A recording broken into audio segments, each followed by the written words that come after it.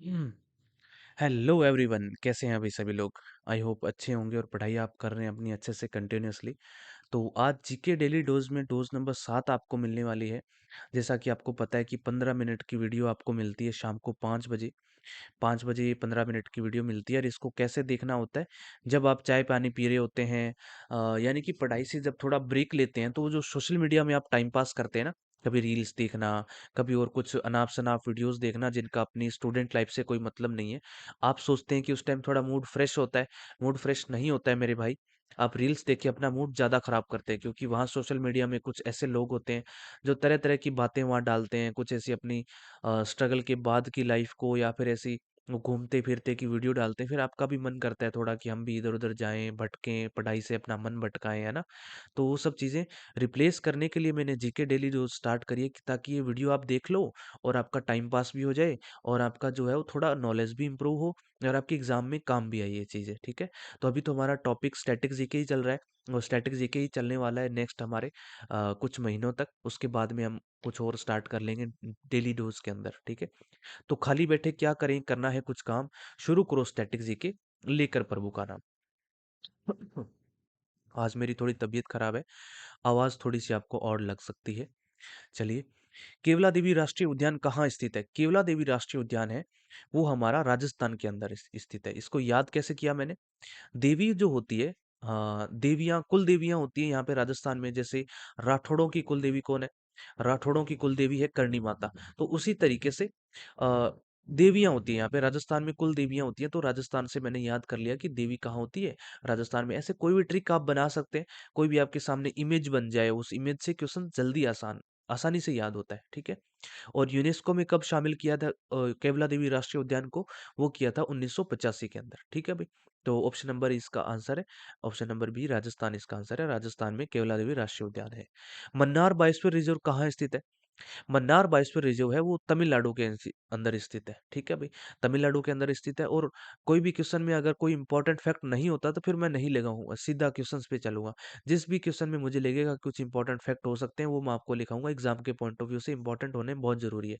वरना कोई भी ऐसी चीजें मैं आपको बायोस्फीयर से रिलेटेड कुछ भी करवा दूं, आपके दिमाग में भर दूं, फिर वो डेली डोज का और आपको रिवीजन करवा के आपके दिमाग में सेट करवाने वाली बात का क्या होगा। मैं तो चाहता हूँ कि मैं आपको यहीं पे सब कुछ याद करवा दूं, आपको दोबारा ये वीडियो ना देखना पड़े, और इसकी पीडीएफ आप रिवाइज करो तो आपको तुरंत है आपको याद हो जाए, ठीक है। तो इस तरीके से जो है वो मन्नार बायोस्फीयर रिजर्व कहाँ स्थित है, तो तमिलनाडु के अंदर स्थित है। आगे चलेंगे। प्रवासी भारतीय दिवस कब मनाया जाता है। प्रवासी भारतीय दिवस जो है 9 जनवरी को मनाया जाता है। क्यों।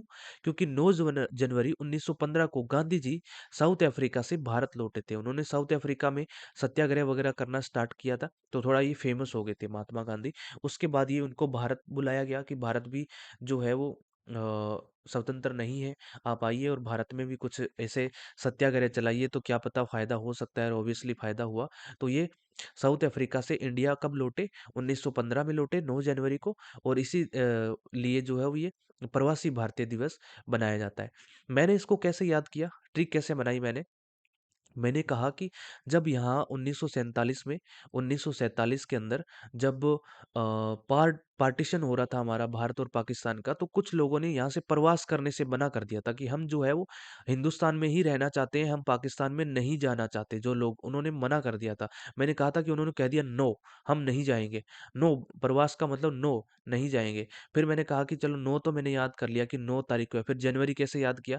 फिर मैंने कहा कि 9 जने थे, उन्होंने बोला कि हम जो है वो पाकिस्तान नहीं जाएंगे। वैसे प्रवासी भारतीय दिवस मेरे को याद हो गया कि प्रवासी भारतीय दिवस कब मनाया जाता है, 9 जनवरी को मनाया जाता है। क्योंकि 9 जनों ने वहां से पाकिस्तान जाने से मना कर दिया था, प्रवास करने से मना कर दिया था। प्रवास वही तो होता है जो दूसरे देश कहीं चले जाते हैं, वो प्रवास हो गया। और ठीक है। तो प्रवासी भारतीय दिवस कब मनाया जाता है, 9 जनवरी को। मैंने अपने हिसाब से ट्रिक बनाई है, आप अपने हिसाब से बना के कर सकते हैं। मेरी ट्रिक अगर आपके यूज होती है तो ठीक है, वरना आप अपनी तो बना ही सकते हैं। 9 जनवरी 1915 को गांधी जी साउथ अफ्रीका से भारत में लौटे थे। तीन, अच्छा, द इंडियन स्ट्रगल बुक किसने लिखी थी। द इंडियन स्ट्रगल बुक लिखी थी हमारे सुभाष चंद्र बोस ने। हमारे नेताजी जो थे, नेताजी ने इंडियन स्ट्रगल बुक लिखी थी। सुभाष चंद्र बोस से रिलेटेड कुछ ही चीजें पूछी जाती है, इसमें से दो ये बुक्स इंपॉर्टेंट है। एक तो द इंडियन स्ट्रगल और द इंडियन पिलग्रिम्स। पिलग्रिम्स का मतलब क्या होता है। पिलग्रिम्स का मतलब होता है तीर्थयात्री। तो द इंडियन स्ट्रगल और द इंडियन पिलग्रिम्स जो है वो सुभाष चंद्र बोस की बुक्स थी, जो आपको याद रखनी है। Option number C is right answer. कुछ चीजें बिना ट्रिक के भी याद रखनी है, कुछ चीज मैं आपको ट्रिक भी बताऊंगा। केंद्रीय सतर्कता आयोग की स्थापना किस समिति की सिफारिश पर की गई? केंद्रीय सतर्कता आयोग की स्थापना, जब भी कोई आयोग बनाया जाता था तो उसमें समितियां बनाई जाती है। जैसे 3-4 जने हो गए उस समिति के अंदर, तो वो एक कंक्लूजन देंगे कि हमारी इस समिति से ये सिफारिश आपको दी जा रही है। उसके अलावा आप जो है वो आपकी मर्जी है, आप माने ना माने, तो बाद में वो संसद तय करती है। जो भी आयोग बनाने वाली संस्थाएं हैं वो तय करती है कि ये आयोग बनाना चाहिए कि नहीं बनाना चाहिए। बट ये समितियां बनाई जाती है, सजेशंस देती हैं कि भाई हमारे ये सजेशन है इस आयोग को बनाने से रिलेटेड। तो केंद्रीय सतर्कता आयोग यानी कि सेंट्रल विजिलेंस कमीशन को कब स्टार्ट किया गया था और स्थापना की गई थी 1962 में, और कौन सी समिति के द्वारा किया गया था, किसकी सिफारिश के द्वारा किया गया था, वो था ये थी हमारी के संतनाम कमेटी। के संतनाम समिति के सिफारिश पे जो है वो केंद्रीय सतर्कता आयोग की स्थापना की गई थी। तो ये हमारे 5 क्वेश्चन तो आज के थे जो मैंने नहीं लिए हैं। अब पहले के क्वेश्चन मैंने आपको जो करवाए हैं उनका थोड़ा सा रिवीजन कर लेते हैं। पहले के कौन से क्वेश्चन थे? पहले के ये क्वेश्चन थे, देखो देखो भाई। बैंक ऑफ इंडिया का मुख्यालय कहाँ पर है, बताओ। बैंक ऑफ इंडिया का मुख्यालय जो है वो हमारा मुंबई के अंदर है। कहाँ पर है? बैंक ऑफ इंडिया का मुख्यालय हमारा मुंबई के अंदर है। और इनकी टैगलाइन क्या है? Relationship beyond banking. Relationship beyond banking किसकी टैगलाइन है? बैंक ऑफ इंडिया की जो है वो टैगलाइन है। ठीक है भाई, आगे चलेंगे। पगवाला जनजाति किस राज्य से रिलेटेड है? देखो, जनजातियां इतनी याद करनी है आपको कि आपके एग्जाम में मतलब वो आ जाए। ऐसा नहीं, जनजातियां देखो बहुत है भारत में, इतनी जनजातियां याद करना मुश्किल है। मैं आपको वही जनजातियां याद करा रहा हूँ जो एग्जाम में बहुत ज्यादा रिपीटेडली पूछी गई है ना। जैसे पगवाला जनजाति है, पंगवाला जनजाति। मेरा तो ये आ, आज थोड़ा सा निकल नहीं रहा है, पंग मेरे को पग ही बोला जा रहा है क्योंकि जुकाम हो रखा है मुझे। पंगवाला जनजाति किस राज्य से रिलेटेड है? तो ये हमारी जो है वो हिमाचल प्रदेश से रिलेटेड है। हिमाचल प्रदेश से और कौन सी ट्राइब जो है वो रिलेटेड है? ट्राइब किसको बोलते हैं? जनजाति को ही बोलते हैं। वो है हमारी गड्डी, गुर्जर और कनावा या लांबा। कनावा, लांबा, कनौरा या कनावा है? कनौरा। कनौरा, गुर्जर और गड्डी और लांबा, ये जो है वो हमारी हिमाचल से रिलेटेड ट्राइब्स हैं। इनको याद रखना है। देखो, थोड़े से इनके नाम आपको लग सकते हैं कि डिफिकल्ट हैं, पर इनको याद करना ही पड़ेगा, एग्जाम में पूछे जाते हैं। ये क्वेश्चंस ऐसे होते हैं जो बिल्कुल फिक्स हैं कि आने ही आने हैं, फिक्स है ये क्वेश्चन आने ही आने हैं। और लोग किस पे ज्यादा ध्यान देते हैं? हिस्ट्री पे, ज्योग्राफी पे, पॉलिटी के आर्टिकल रट रहे हैं बड़े लेवल पे। आर्टिकल्स भी मैं आपको देखना आगे इतने इजी तरीके से कराऊंगा ना याद, जो इंपॉर्टेंट इंपॉर्टेंट आर्टिकल्स है आपके दिमाग में सेट करवा दूंगा। बस आप डेली डोज को देखते चले जाइए। पंगवाल जनजाति किस राज्य से संबंधित है? तो वो हमारा हिमाचल प्रदेश से। और हिमाचल प्रदेश से कौन कौन से ट्राइब्स है? गड्डी, गुर्जर, कनौरा और लांबा। ठीक है भाई, आगे चलेंगे। संयुक्त राष्ट्र सुरक्षा परिषद का मुख्यालय कहाँ है?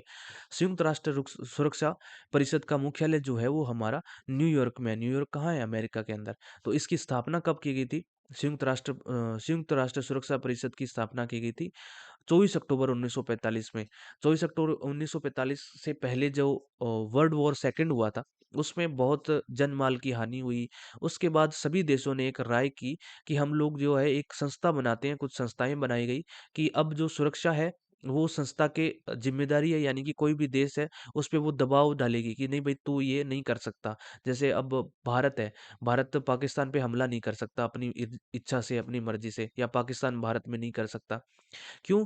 क्योंकि फिर वो पूरा दबाव बन जाता है कि तूने इस पे हमला तो कर दिया, अब तेरी खैर नहीं है अभी, क्योंकि फिर उस देश की जीडीपी डाउन हो जाती है, उससे लोग जो है वो संबंध तोड़ लेते हैं। अब रशिया ने कर रखा है ना, रशिया ने अटैक तो कर दिया उस पे। अब रशिया के ऊपर जो भी बैन लगा दिए गए हैं, वो तेल उसके कोई नहीं खरीद रहा। हालांकि भारत में थोड़ी बहुत चल रही है, उससे जो है वो तेल भी लिया जा रहा है, उससे अपनी करेंसी पे तेल लिया जा रहा है, कुछ चीजें चल रही हैं। बट बहुत सारे देशों ने बैन कर दिया कि नहीं भी हम नहीं लेंगे। संयुक्त राष्ट्र सुरक्षा परिषद ने बैन कर दिया। चलो, खैर इसकी बात करते हैं, अपन क्वेश्चन पे आते हैं। संयुक्त राष्ट्र सुरक्षा परिषद का मुख्यालय जो है न्यूयॉर्क में, और इसकी स्थापना हुई थी 24 अक्टूबर 1945 को। ये भी जनरल नॉलेज होता है जो मैं आपको बताता हूँ बीच बीच में क्वेश्चंस में। 5 परमानेंट मेंबर है जिनको वीटो पावर बोलते हैं। चाइना, फ्रांस और ब्रिटेन और अमेरिका, रसिया। रसिया, अमेरिका, ब्रिटेन और फ्रांस, ये थोड़े ठीक ठाक है। और चाइना ये बहुत गंदा है। चाइना जो है वो हमारी विटो पावर में बहुत अटंगी अड़ा रहा है अब, क्योंकि भारत को देखा जाए तो भारत एक अब विकासशील देश नहीं रहा, ये विकसित देशों के अंदर आ जाना चाहिए, क्योंकि इसकी जीडीपी भी बहुत अच्छी है और ग्रोथ भी बहुत अच्छी हो रही है और पैसा भी बहुत है इसके पास।